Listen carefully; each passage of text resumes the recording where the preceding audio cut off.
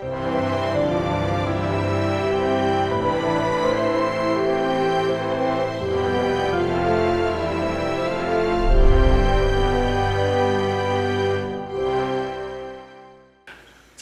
기독교 역사 속에 다양한 일들이 일어났습니다. 교회가 어디로부터 시작했고 또 어떤 과정을 통해서 오늘 여기까지 왔는가를 우리가 잘 알아야 합니다. 1세기에 세워졌던 교회들은 만만치 않았을 것입니다. 오늘의 우리의 교회와는 많이 다르죠. 역사가들에 의하면 첫 3세기 동안 기독교는 다양한 형태의 박해를 받아왔습니다. 이제 우리가 소아시아 7교를 살펴봐도 이제 그런 현주소를 보게 되는데요. 우리는 지난번 살펴봤던 에베소 교회는 진리를 지켜내고 또 세속화로부터 싸우면서 잘 이렇게 세워진 교회였지만 세월이 흐르면서 변질되고 처음 사랑을 잃어버림으로 주님으로부터 책망을 받고 내가 촛대를 옮겨버리겠다, 이제 그렇게 통첩을 받은 에베소 교회의 안타까운 모습을 보았습니다. 오늘은 스무나 교회 다음 줄과 걸쳐서 살펴보려는데요. 이 스무나 교회는 지역적으로는 에베소와 그렇게 멀지 않은 거리에 있었습니다. 자, 그런데 우리가 이 스무나 교회를 살펴봐야 되는 이유 중에 하나는 이 스무나 교회는 칭찬만 받은 교회예요. 에베소의 이 소아시아의 7교회들은 대부분 칭찬도 받았지만 책망도 받고 또 어떤 교회는 책망만 받았던 교회들이 있습니다. 대부분은 책망과 칭찬을 같이 받았는데 스무나 교회는 유일하게 책망이 없습니다. 칭찬만 받은 교회입니다. 여러분, 주님으로부터 칭찬만 받은 교회, 이거 대단한 거 아니겠습니까? 저는 오늘 우리 교회가 그런 교회가 되기를 축원합니다. 자, 칭찬하신 내용이 오늘 9절에 있습니다. 내가 내 환난과 궁핍을 알거니와 내가 부유한 자, 실상은 내가 부유한 자니라. 자칭 유대인이라 하는 자들의 비방도 알거니와 실상은 유대인이 아니요 사탄의 회당이라. 스무나 교회에 대해서 주님이 내가 안다. 주님이 아시는 게 세 가지가 나옵니다. 스무나 교회가 겪었던 환난, 그리고 두 번째는 궁핍, 그리고 세 번째는 유대인으로부터 받았던 비방을 안다 그랬습니다. 주님이 인정하시는 세 가지는 서로 연결이 되어 있는데, 첫 번째는 스무나 교회가 환난을 잘 이겨냈다는 겁니다. 여러분, 스무나 교회가 있던 시대, 그 시대는 가장 기독교에 대한 박해가 심하게 일어났던 시대입니다. 물론 기독교가 이렇게 번성하는 그 시기이기도 하지만 맞바람이 큰 것이죠. 기독교의 빠른 성장이 로마 제국의 위협이 되었습니다. 그러니까 교회를 없애기 위한 혹독한 핍박이 이제 몰려온 것이죠. 여러분, 오늘도 마찬가지, 교회가 가만히 있으면 별일이 없습니다. 교회가 강력하게 일어나면 핍박이 오게 돼 있죠. 자, 그때는 그리스도인이라는 것 때문에 핍박을 받았습니다. 요즘 교회 등록하는 것과는 전혀 다른 것입니다. 예수를 믿겠다라고 하는 선택을 하는 순간 환난이 찾아왔습니다. 그래서 초대교회 시대의 고난은 신자의 표지다. 신자 이퀄 고난이에요. 이게 고난은 그냥 살아가면서 우리가 겪는 고난을 말하지 않습니다. 신자이기 때문에, 그리스도의 이름 때문에 겪는 고난, 특별한 어떤 행동을 해서가 아니고 그리스도인이라는 신분 때문에 미움을 당하는 것입니다. 이것은 특별히 그 시대의 황제 숭배와 연관이 있습니다. 그 시대는 로마의 통치 아래에 많은 나라들이 들어있기 때문에 그 로마의 통치에 있는 것은 구석구석 지방까지 이 로마 황제에 대한 숭배, 우리는 로마의 황제의 덕으로 삽니다. 로마의 황제가 주이십니다. 왕입니다. 신격화되어 있는 그 로마의 황제에 대한 이 숭배를 거부하는 집단은 살아남을 수가 없는 거예요. 그런데 그리스도인들이 황제를 숭배하지 않는다는 이 이야기들을 이방인이 아니고 유대인들이 밀고를 이제 했습니다. 그래서 다양한 핍박을 받은 것이죠. 자, 박해와 투옥, 또 처형, 다양한 형태로 강제로 재산을 빼앗아가는 것들, 이런 핍박이 가해지면 그 시대의 핍박을 면할 수 있는 길은 딱 하나입니다. 배교하는 것입니다. 타협을 하는 거죠. 타협을 하는 거죠. 타협을 거부하면 순교를 당해야 되는 시대. 그래서 히브리서 11장 믿음의 장을 보면 핍박들이 언급되어 있습니다. 36절 38절을 보면 또 어떤 이들은 조롱과 책직질뿐 아니라 결박과 옥에 갇히는 시련도 받았으며 돌로 치는 것과 톱으로 켜는 것과 시험과 칼로 죽임을 당하고 양과 염소의 가죽을 입고 유리하여 궁핍과 환난과 학대를 받았으니 이런 사람은 세상에 감당하지 못하느니라. 그들이 광야와 산과 동굴과 토굴에 유리하였느니라. 우리 앞선 세대들이 믿음을 지켜내기 위해서 이렇게 살았다는 거예요. 그래서 많은 사람들은 그것이 너무 힘들어 믿음을 떠나 배교의 길을 걷기도 했습니다. 그런데 스무나 교회 성도들은 이 핍박 속에서 믿음을 지켜냈다는 거죠. 마태복음 10장 22절에 또 너희가 내 이름으로 말미암아 모든 사람에게 미움을 받을 것이나 끝까지 견디는 자는 구원을 얻으리라. 예수님은 이미 전전전에 내 이름 때문에 미움을 받을 일이 있을 거다. 앞으로 더 심화될 가능성이 있겠죠. 예수를 믿는다는 것 때문에 조롱을 받거나 혐오의 대상이 될 수가 있어요. 은근히 무시하고 왕따시키기도 합니다. 오늘날에도 진정한 그리스도인으로 살려고 하면 고난이 올 수 있습니다. 대충 때우며 살면 고난이 없죠. 그러나 우리가 제대로 예수를 믿기로 한다면 고난은 오늘 또 있습니다. 그러나 여러분, 예수를 믿는 것 때문에 고난을 받는 일이 있다면 그건 억울한 일이 아니에요. 그건 기쁜 일이요. 주님의 고난에 동참하는 건 영광인 거예요. 그래서 로마서 8장 17절로 18절에 자녀이면 또한 상속자, 곧 하나님의 상속자요, 그리스도와 함께 한 상속자니 우리가 그와 함께 영광을 받기 위하여 고난도 함께 받아야 할 것이니라. 생각하건대 현재의 고난은 장차 우리에게 나타날 영광과 비교할 수 없도다. 여러분, 지금 그리스도 때문에 고난을 받고 있다면 그건 영광이고, 그리고 내가 지금 제대로 신앙생활을 하고 있다는 증거입니다. 자, 둘째는 주님이 스무나 교회 성도들이 궁핍을 이겨낸 것을 안다고 말씀하십니다. 여러분, 스무나 도시는 부유한 도시였습니다. 특별히 유대인들이 상권을 쥐고 있고, 이 스무나는 아시아의 보물이라고 할 정도로 아름다운 도시고 부유한 도시였습니다. 자, 여러분, 그 반면에 성도들은 물질적으로 가난했습니다. 이 가난의 이유는 뭐냐? 환난과 궁핍은 서로 연결되어 있는 거죠. 핍박을 받고 전전긍긍하는데 무슨 물질적 어려움이 없겠습니까? 스무나는 다른 지역보다 유대인들에 의한 핍박을 많이 받았던 곳인데 상권을 쥐고 있는 유대인들, 경제적인 부분에 그리스도인들을 압박하기 시작합니다. 신자들에 대한 미움을 경제적 보복으로 가해왔습니다. 생존의 목을 쥐고 흔들며 핍박을 했습니다. 너희들이 이래도 믿을래? 먹고 사는 문제가 철저히 차단을 당했습니다. 당연히 그리스도인들은 어쩔 수 없이 사회의 하층민으로 전락했습니다.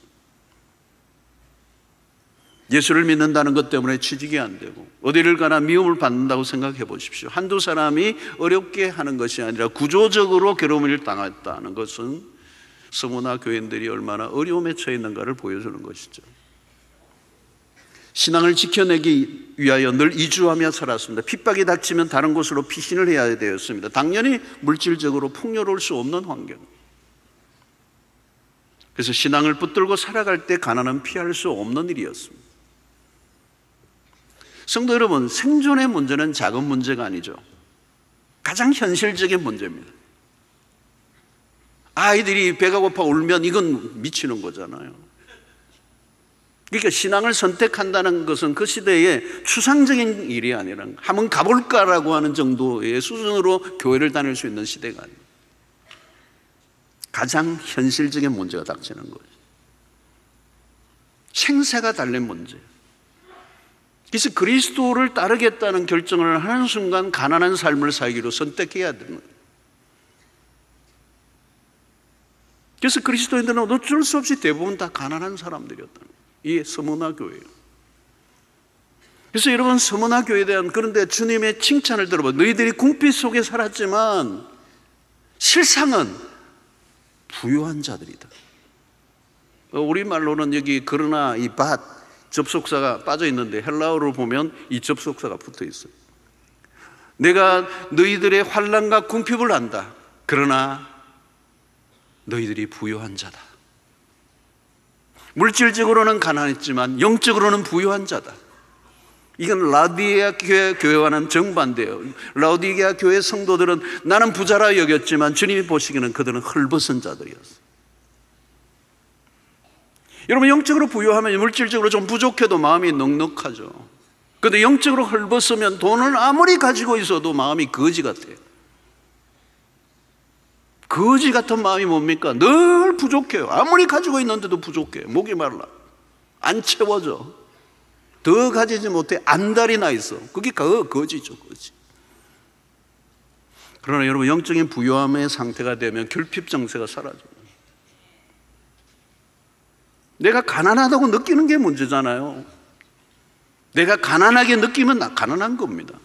그런데 가난과 부의 기준이 뭐냐는 거죠. 그 대개는 비교 문화에서 만들어. 아무리 많이 가져도 더 부자를 만나면 기가 죽는 이유는 이 비교 문화. 한국에 가장 심한 게 이 비교 문화 아닙니까? 나보다 더 많이 가진 사람은 언제든지 나오잖아요. 비교에서 불행해지는 이유는 뭘까요? 자존감의 문제. 자존감이 낮으면 늘 비교하고 비교를 당하는 거예요. 그냥 현재의 나로서 충분하다는 고백이 안 되기 때문에. 근데 여러분, 지금 나로서 충분합니다라고 하는 이 만족감은 아무나 할 수 있는 게 아니죠, 여러분. 바울 사도가 빌립보서에 보면 나는 어떤 형편에 처하든지 자족하기를 배웠다 그랬잖아요. 빌립보 감옥에 있는 사람이 빌립보 교회를 향해서 나는 어떤 형편에 처하든지 궁핍하든지 부유하든지 그게 내 삶을 주장하지 않는다. 나는 그냥 나로서 지금 충분하고 나는 지금 배부르다는 거예요. 나는 모든 걸 가졌다고 빌립보서에 그렇게 고백해요. 바울 사도는 여러분, 허공에 이상한 얘기를 하고 있는 게 아니에요. 매우 현실에 닿아서 그 현실에서 물질의 문제를 이겨낸 믿음의 사람으로 고백하고 있는 거죠. 여러분, 그것을 가장 멋지게 표현한 것 중에 하나가 고린도후서 6장 10절의 말씀입니다. 근심하는 자 같으나, 너희들이 보면 내가 근심하는 자 같아 보이지만 나는 너무 기뻐. 항상 기뻐. 가난한 자 같아 보이지만 나는 많은 사람을 부유하게 하고 아무것도 없는 자 같으나 모든 것을 가진 자로다. 이 구절을 외우고 싶지 않으세요, 여러분?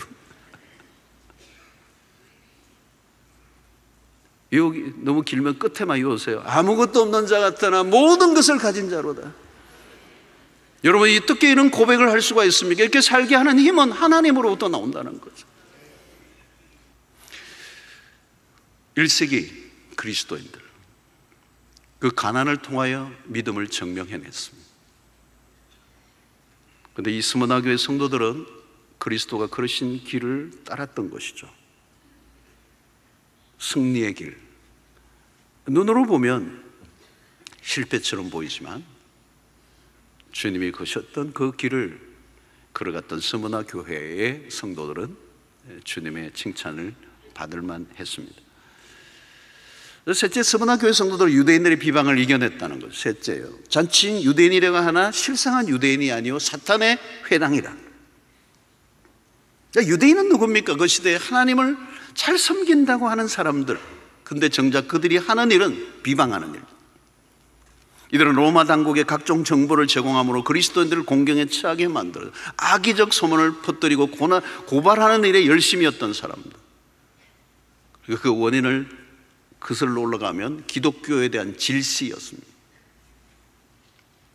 그들이 예수를 믿는 사람들을 핍박하는 일에 앞장을 섰습니다. 여러분, 하나님을 모르는 사람들보다 더한 사람들이 유대인이었어요. 그들의 신분은 누가 뭐래도 유대인이에요. 그런데 그들은 사탄에 해당이라는 거예요. 겉은 유대인, 속은 사탄들. 여러분, 마귀가 뭐죠? 밤낮 참소하는 자들이에요. 고발하고 비방하는 일을 잘하는 사람.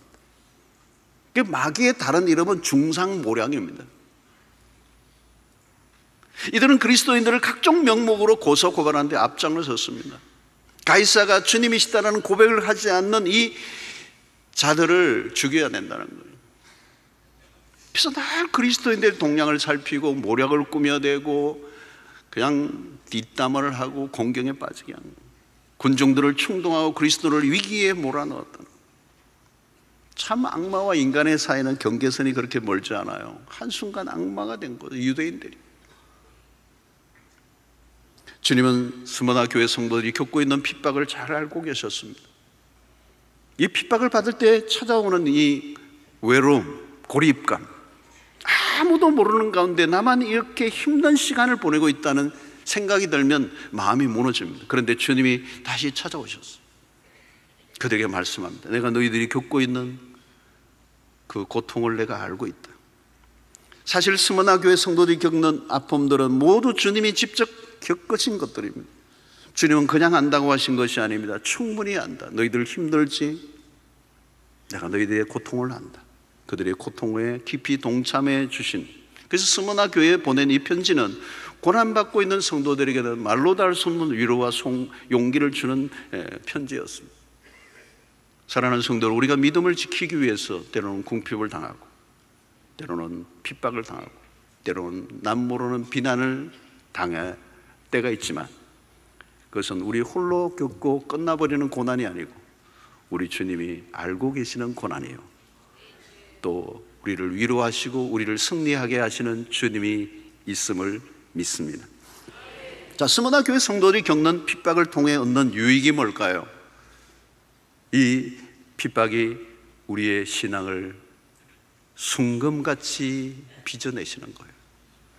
욥기 23장 10절에 그러나 내가 가는 길을 그가 아시나니 그가 나를 단련하신 후에는 내가 순금같이 나오리라.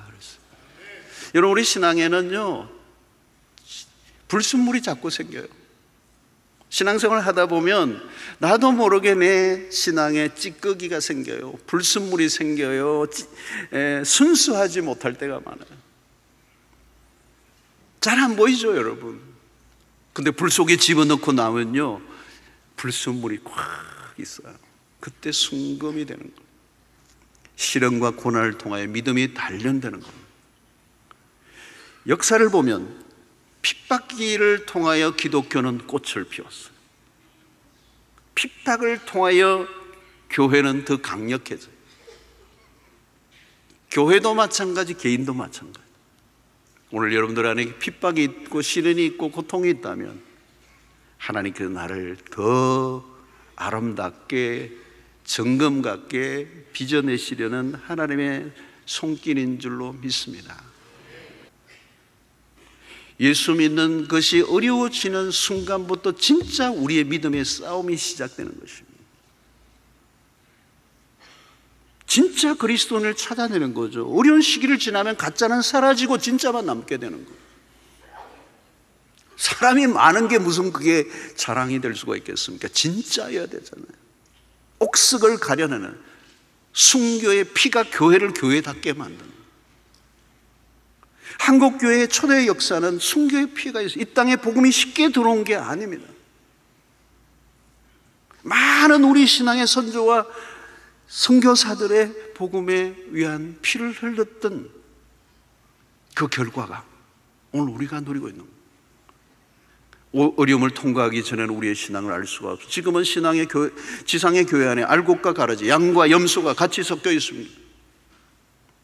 이 진짜와 가짜를 가려내는 것이 바로 핍박인 것. 또 이 핍박을 통하여 우리를 늘 깨어있는 신앙이 되게 합니다. 신앙이 잠들기가 쉽습니다. 여러분, 아차하는 순간에 잠이 듭니다.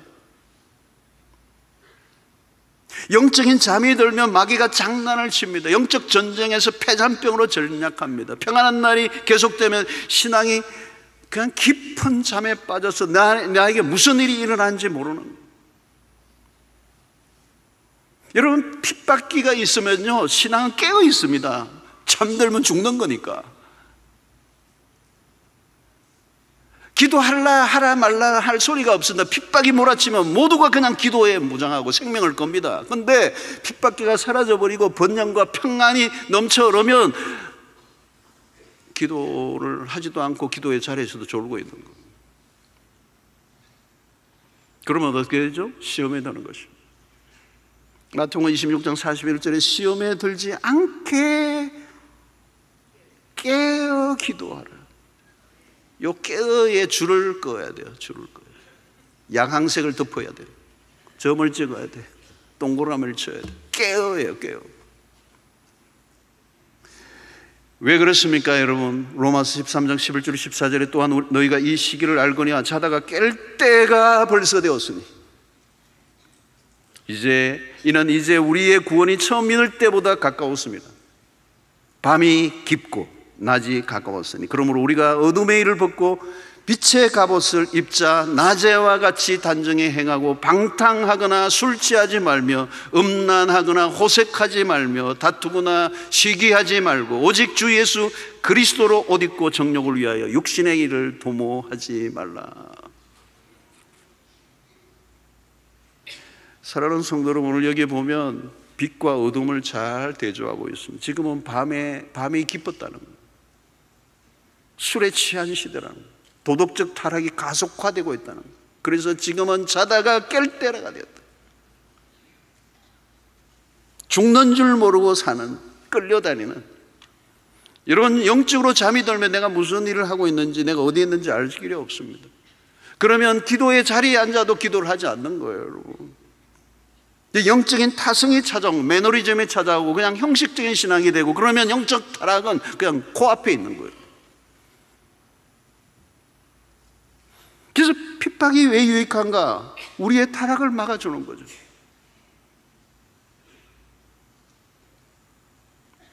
우리는 조금만 힘들어도 포기하고 싶어집니다. 고난받는 거 싫어요. 좀 더 편안하게 살고 싶은 이 인간의 욕망을 꺾기는 쉽지 않아요. 변질은 생각보다 빨리 일어납니다. 우리는 매일 우상숭배의 유혹에 시달립니다. 내가 하나님이다, 나를 섬겨라. 손짓하는 무수한 것들과 싸워야 합니다. 그리고 한 분을 배신하는 순간 세상의 잡다한 것들의 종이 되어야 합니다. 주님을 놓치는 순간 세상의 모든 것들이 벌떼처럼 달려듭니다. 성도 여러분, 신앙생활 하는 거 쉽지 않습니다. 이 시대의 정신을 거부하고 세상과 다른 방향으로 가는 거 쉽지 않습니다. 무수한 공격이 들어옵니다. 사단이 우리를 그대로 내버려두지 않습니다. 때로는 위협하고 때로는 회유를 합니다. 쉬운 길을 가라고, 고난을 피하라고. 사랑하는 성도 여러분, 매일매일 우리는 치열한 이 싸움의 전선에 놓여 있습니다.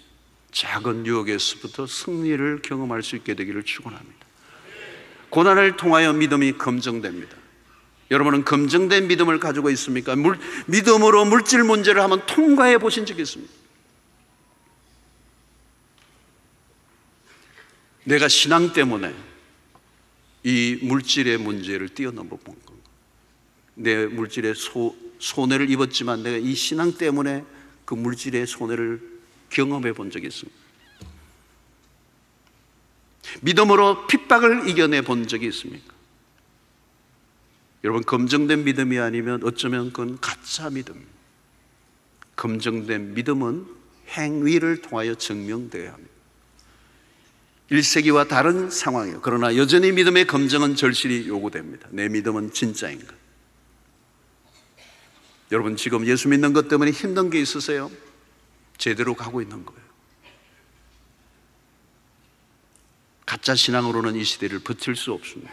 주님의 칭찬을 받는 신자로 죽도록 충성했던 스무나 교회 성도들처럼 한 분 주님만을 섬기기 위해서 우리의 삶을 걸 때 주님은 우리의 고난도 궁핍도 우리의 삶의 환경도 상황도 이기게 하실 줄로 믿습니다.